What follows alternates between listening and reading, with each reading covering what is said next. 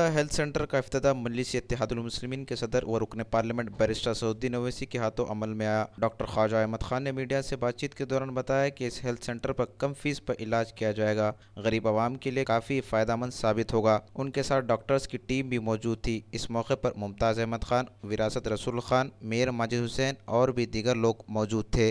पहले तो मैं मीडिया का शुक्रिया अदा करना चाहता हूँ जो इतना कीमती वक्त आप लोगों का आप निकाल के मेरे लिए आए, और दूसरी मेरे वालिद, मेरे बड़े, मेरे जो चाहने वाले हैं सबका शुक्रिया अदा कर रहा हूँ।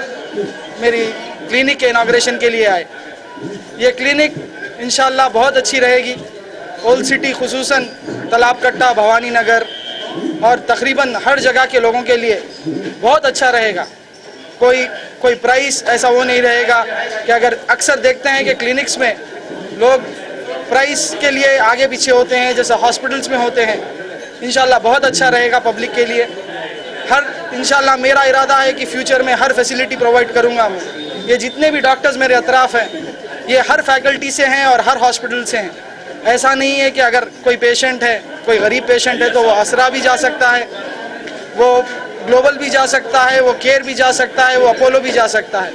मेरी team basically anaesthetist, surgeons, paediatricians, anaesthetist, gynaecologist हर कोई को कवर करेगी। आवाम है जो गरीब आवाम के लिए ही तो ये क्लिनिक खोला हूँ कि मेरे कने कोई ऐसा स्पेशल चार्जेस नहीं रहेंगे। इंशाल्लाह कम से कम पैसों में लोगों का इलाज होगा लोगों को। और ये देख रहा हूँ कि फ्यूचर में कि मैं क्लिनिक तो खोला हूँ, अगर आप लोगों की दुआ, पब्लिक का ताउन रहेगा तो इंशाल्लाह हॉस्पिटल भी खोलूँगा।